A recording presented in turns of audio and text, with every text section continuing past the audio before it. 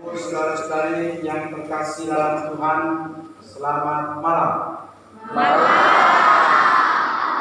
Pertama-tama saya mengucapkan banyak terima kasih untuk seluruh umat dan juga prestasi yang pada hari ini juga sudah merencanakan akan melaksanakan ibadah di sini pada pukul 19 malam. Mendengar berita seperti itu, saya langsung mengatakan kepada para pelatihan di pastoran, sekaligus kita misa saja. Sekaligus kita misa karena juga hari ini hari raya. Sebenarnya hari ini merupakan misa, hari ini merupakan kepentingan pribadi saya. Karena kalau kami tidak bisa di sini tadi, berarti kami kosong lewat satu hari ini. Sehingga saya dan pelatihan, apapun yang terjadi, berapapun umat yang ada, kita harus bisa. Karena hari ini juga adalah juga hari raya. Saudara-saudari yang berikut, hari raya yang kita rayakan hari ini mau menunjukkan kepada kita sekalian bahwa kita tidak hanya selesai di sini dengan kematian. Kita tidak hanya selesai di sini dengan kematian. Kematian seperti juga yang sering kali saya katakan bahwa kematian hanya merupakan pintu gerbang menuju kepada kehidupan yang baru, menuju kepada kebangkitan. Dalam kredo, dalam arti percaya, sering kali kita nyatakan itu akan masuk dalam persekutuan para kudus. Peristiwa yang kita rayakan hari ini merupakan peristiwa persekutuan para kudus itu yang juga merupakan gambaran kehidupan kita setelah dari sini. Saudara-saudari yang terkasih dalam Tuhan, kehidupan setelah dari sini itulah yang sering kali dikatakan sebagai keselamatan. Tapi dalam kitab Wahyu tadi digambarkan dengan sangat jelas, keselamatan itu adalah medan pertempuran antara setan dan kerajaan Allah. Keselamatan itu merupakan medan pertempuran antara Allah dan setan.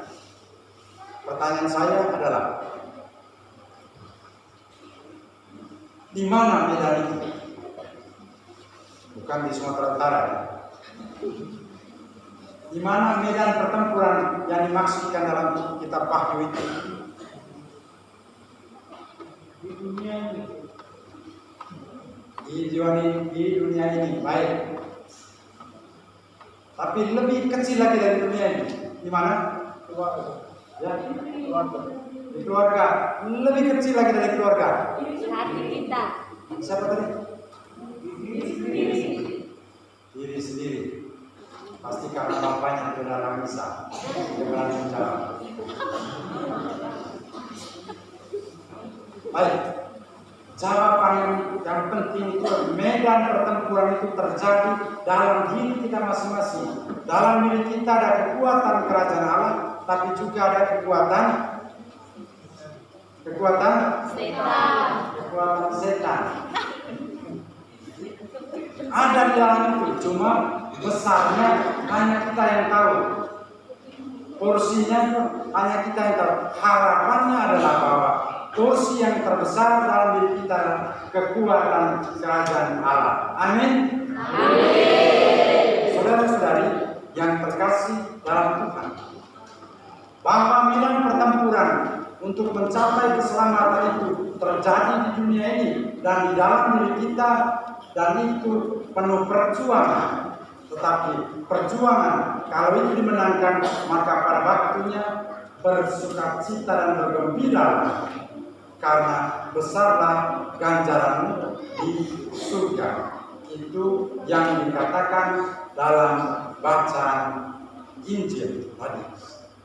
Saudara-saudari yang terkasih dalam Tuhan, karena semangat itu, karena keyakinan iman seperti itulah, maka segala tantangan, segala kesulitan kehidupan yang kita alami di dunia ini hendaknya dilihat dari dua sisi. Pertama, sisi iman, bahwa itu hanyalah proses supaya kita teguh dan kuat dalam iman kita, supaya kita menang dalam pertempuran itu, sehingga akhirnya kita mendapatkan tempat yang layak dalam keselamatan, dalam kebahagiaan bersama Bapa di surga.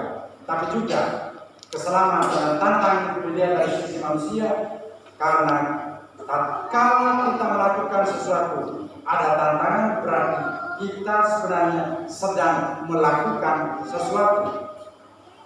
Kalau tidak ada tantangan, berarti kita sebenarnya diam. Kalau kita tidak mengalami tantangan, berarti sesungguhnya kita diam, tidak melakukan sesuatu positif. Bapak Ibu saudara-saudari yang terkasih dalam Tuhan, semuanya itu penderitaan-penderitaan seperti itu akan berakhir di sini, tapi persekutuan kita tidak akan berhenti di sini. Kita masih akan bersatu kembali dalam persekutuan para kudus di surga, dengan syarat kita harus menang dulu dalam pertempuran di dunia ini. Saudara-saudari yang terkasih dalam Tuhan, keselamatan yang nanti akan kita raih itu juga, pada saat itulah kita akan bisa melihat Yesus dalam keadaannya yang sebenarnya. Saat ini mungkin kita melihat Yesus dalam situasi yang sama, tapi juga ada yang jelas. Tapi pada waktu kita mencapai keselamatan itu, kita akan melihat berjumpa Kristus dalam keadaannya yang sebenarnya. Lalu pertanyaan berikut, kapan kita harus berjuang untuk mencapai keselamatan itu? Kapan? Apakah menurut ukuran usia? Karena menurut kita yang sudah tua itu sudah menjelang mendekati sedikit bau-bau apa? Ya sudah bau-bau pasir kalau menurut. Bukan karena usia faktor itu, tapi kehendak Allah yang terjadi. Maka persiapannya pun bukan tergantung usia, tapi yang kecil sekalipun ketika dia mengerti harus dipersiapkan mulai saat ini. Besok kita akan merayakan mengenang saudara-saudara kita yang telah pergi mendahului kita. Sekali lagi, peristiwa hari ini juga prosesnya harus melalui peristiwa yang besok, dan pengalaman besok itu juga nantinya juga akan kita alami. Karena itu jangan menunggu